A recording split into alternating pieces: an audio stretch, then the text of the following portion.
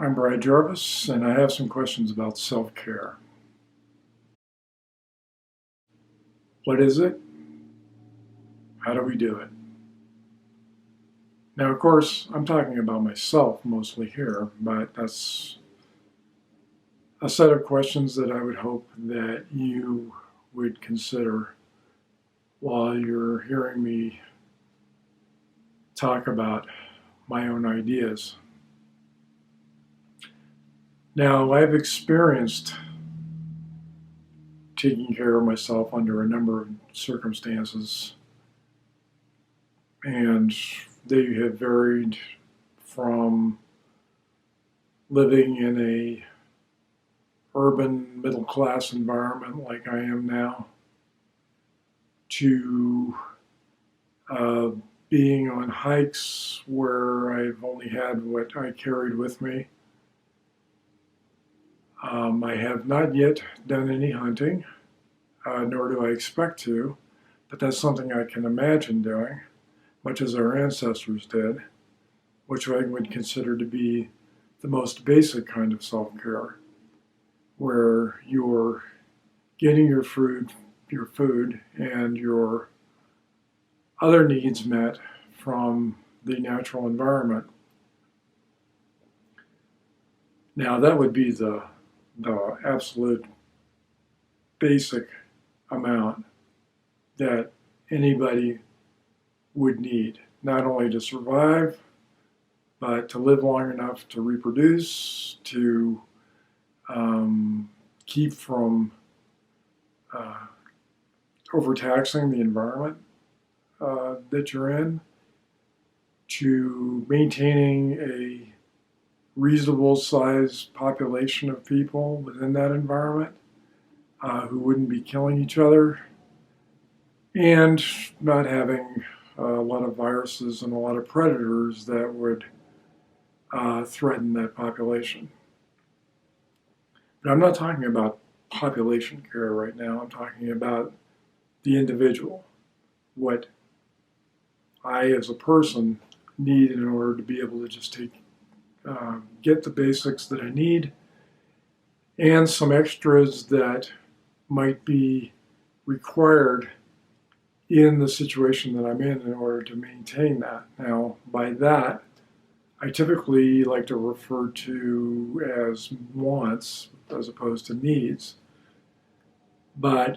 what makes it required, for instance, in my situation, is that I need to interact with the culture that I'm in because I am not able to go out and just get what I need from the environment. I have to trade uh, products and services, typically services, with the people around me using technology that both I use and they use in order to keep us alive, but also to have the standard of living that the society has decided is appropriate. Now, when I mentioned that in my last video, I was talking mostly about emotional self-care. And by that I meant uh, providing a level of calmness, low stress that would enable me to live my life better than I am. Now, that isn't to say that I haven't been able to maintain that, but it has become more and more stressful as I have paid attention to all of those interconnections between me and the people and the environments that impact me and that I impact.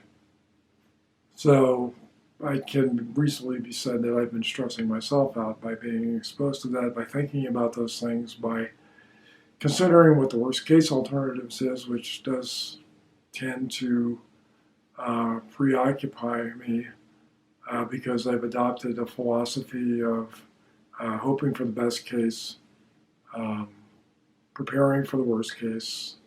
and planning for something in between. But when the worst case is catastrophic, which my research has demonstrated, not just my personal research, but the reading, the exposure to a lot of news about what's going on in the world, then that when you see those worst case scenarios becoming more and more likely, it preoccupies the mind, just as I would imagine our deep ancestors would have been concerned about predator animals seeking them out and focusing on protecting themselves from those threats so that they can handle the more routine aspects of their existence, such as looking for food, processing it, and just interacting with each other to maintain some basic standard of living. So at the moment, I am trying to pull away from my strong focus on those worst case scenarios and start to feel a little bit of stability so that I can savor something like what in my situation represents a normal existence with less stress and kind of recuperate and find a more healthy way of living and start focusing on a transition toward what I see as the kind of standard of living that would be necessary to deal with some of those worst case scenarios. And so that's where I'm at as far as the question of self-care. And I would hope that this little view into my understanding of these things and my experience might be helpful to whoever is watching this video. So I'll see you later.